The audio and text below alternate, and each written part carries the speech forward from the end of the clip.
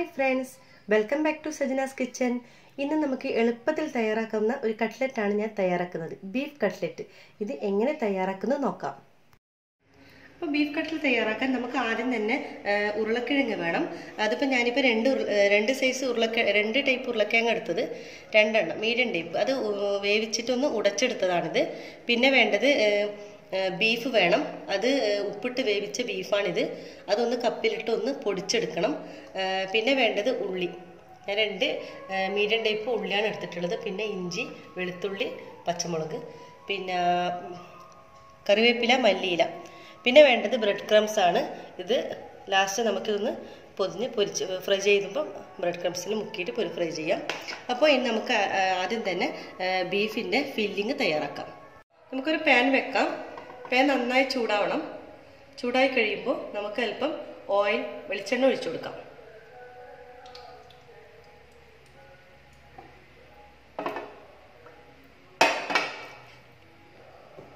ഇപ്പം നമുക്ക് ഉള്ളി ചേർത്ത് കൊടുക്കാം.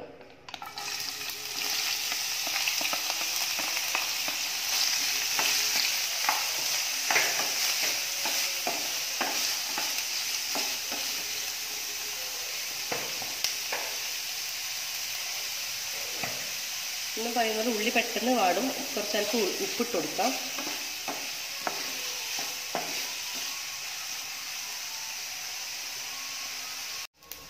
ഉള്ളി ഇപ്പം നന്നായി വാടി വന്നിട്ടുണ്ട്. ഒരു പകുതി വാടുമ്പോൾ തന്നെ നമുക്ക് പച്ചമുളക്, ഇഞ്ചി, വെളുത്തുള്ളി ചേർത്ത് കൊടുക്കാം. നന്നായി മിക്സ് ചെയ്ത് കൊടുക്കാം.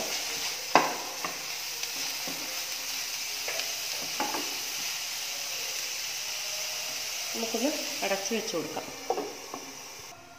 നമുക്ക് തുറക്കാം.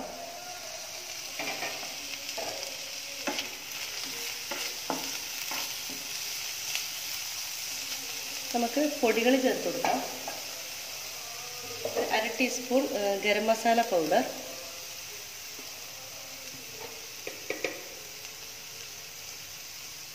അതുപോലെ തന്നെ 1/2 ടീസ്പൂൺ മഞ്ഞൾപ്പൊടി. നന്നായിട്ടൊന്ന് ഇളക്കി കൊടുക്കാം.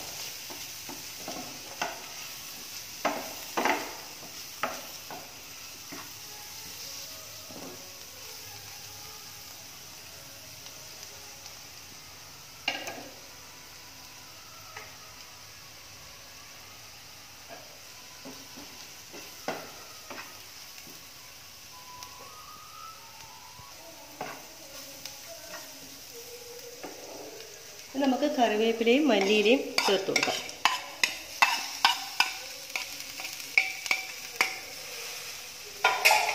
നന്നായിട്ടൊന്ന് ഇളക്കി കൊടുക്കാം.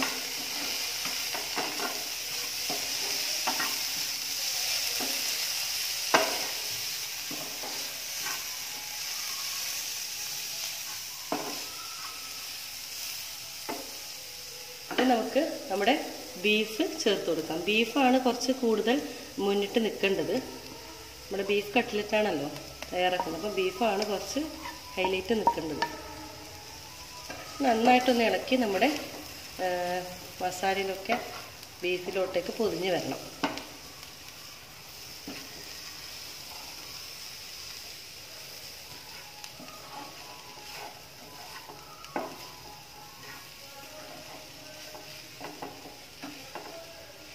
നമുക്ക് ഒരു 5 മിനിറ്റ് ഒന്ന് മൂടിക്കൊടുക്കാം. നമുക്ക് തുറന്ന് നോക്കാം. അപ്പം ഇവിടെ മസാലയൊക്കെ ഇടാൻ റെഡി ആയിട്ടുണ്ട്. അപ്പോൾ ഈ സമയത്ത് നിങ്ങൾ ഉപ്പൊക്കെ ഒന്ന് കറക്റ്റ് ചെയ്ത് കൊടുക്കണം. അപ്പം എൻ്റെ ഇതിനിപ്പോൾ പാകത്തിന് ഉപ്പൊക്കെ ഉണ്ട്. അപ്പോൾ നമ്മുടെ ഫില്ലിങ് ഇവിടെ തയ്യാറായിട്ടുണ്ട്. നമുക്ക് സ്റ്റൗ ഓഫ് ചെയ്ത് കൊടുക്കാം. നമുക്കൊരു വലിയൊരു ബൗൾ എടുക്കാം. അതിലേക്ക് നമ്മുടെ ഈ ഉടച്ച് വെച്ചിരിക്കുന്ന ഉരുളക്കിഴങ്ങ് ഇതിലോട്ടേക്ക് ചേർത്ത് കൊടുക്കാം.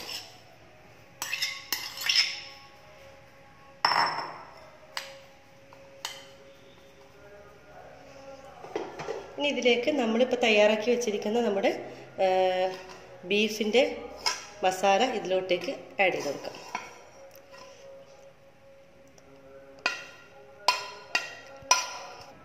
നമുക്ക് നന്നായിട്ടൊന്ന് മിക്സ് ചെയ്ത് കൊടുക്കാം. നമ്മുടെ ഉരുളക്കിഴങ്ങും മസാലയും കൂടി നന്നായിട്ടൊന്ന് മിക്സ് ചെയ്ത് കൊടുക്കണം.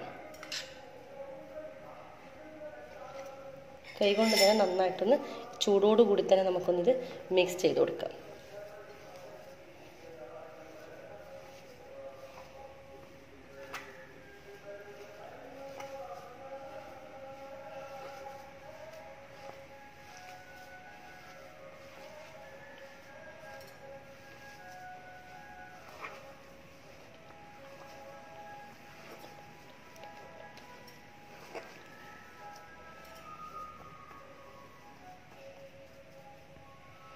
അപ്പോൾ നമ്മുടെ മിക്സിയുടെ തയ്യാറായിട്ടുണ്ട്. നമുക്കിതിന് കട്ട്ലറ്റിൻ്റെ രൂപത്തിൽ ആക്കാം.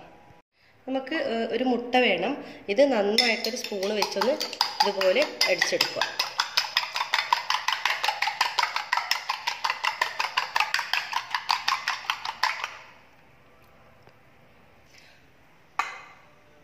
അപ്പോൾ നമുക്ക് കട്ട്ലറ്റ് തയ്യാറാക്കാം. ആദ്യം തന്നെ ഒരു നാരങ്ങ വലിപ്പമുള്ള ഉരുളക്കിഴങ്ങ് എടുക്കാം. ഞാനിപ്പോൾ ഇവിടെ ഒരു അച്ച് മോഡലാണ് ചെയ്യുന്നത്. നമുക്ക് ഇതിലോട്ടേക്ക് ആഡ് ചെയ്ത് കൊടുക്കാം.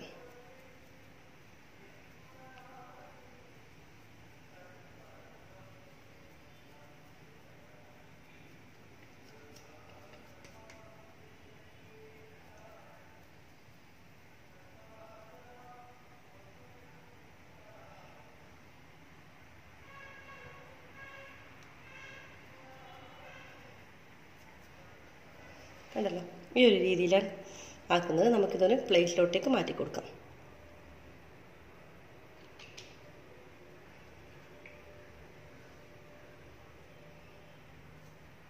കണ്ടല്ലോ, നമ്മുടെ കട്ട്ലറ്റ് ഇവിടെ തയ്യാറായിട്ടുണ്ട്. അപ്പോൾ ഈ രീതിയിൽ നമുക്ക് കട്ട്ലറ്റ് എടുക്കാം. ഇനി നിങ്ങൾക്ക് ഈ അച്ചില്ലെങ്കിലും കൈകൊണ്ട് തന്നെ നമുക്ക് ഇതുപോലെ റൗണ്ട് ഷേപ്പിലും ഇഷ്ടമുള്ള മോഡലാക്കാം. ഞാനിപ്പോൾ ഇതാ കൈകൊണ്ട് ആക്കുന്നത് ഇതുപോലെ ഒരു ബൗൾസ് ആക്കാം. അതിന് ശേഷം ഇതേ രീതിയിലൊന്ന് പരത്തിയെടുക്കാം.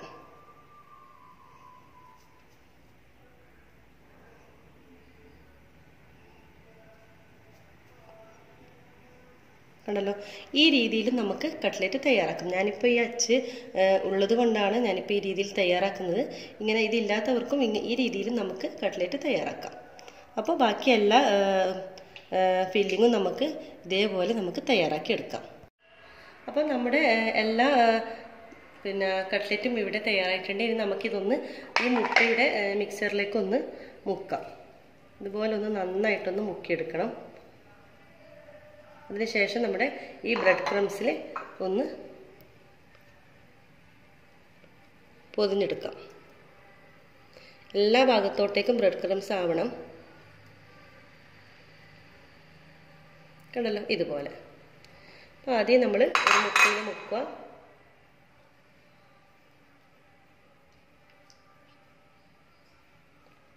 ഈ ബ്രെഡിലോട്ടേക്ക് പൊതിഞ്ഞെടുക്കുക.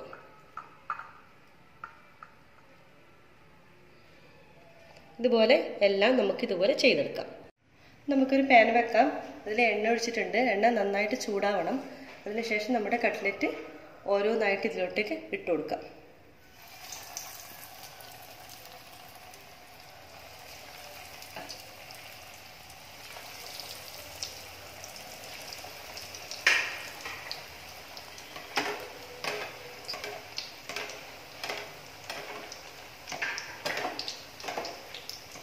എണ്ണ മുകളിലോട്ടേക്ക് ഇങ്ങനെ ഒഴിച്ചു കൊടുക്കാം.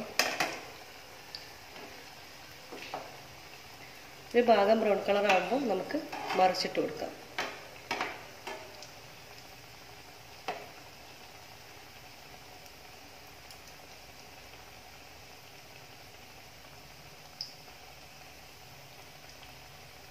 നമുക്കൊന്ന് മറിച്ചിട്ട് കൊടുക്കാം.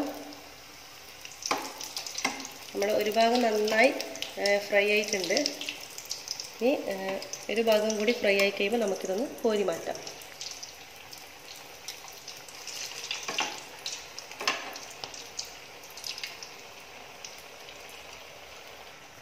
നമുക്കിത് ആയിട്ടുണ്ട്. നമുക്കിതൊരു പ്ലേറ്റിലോട്ടേക്ക് മാറ്റാം.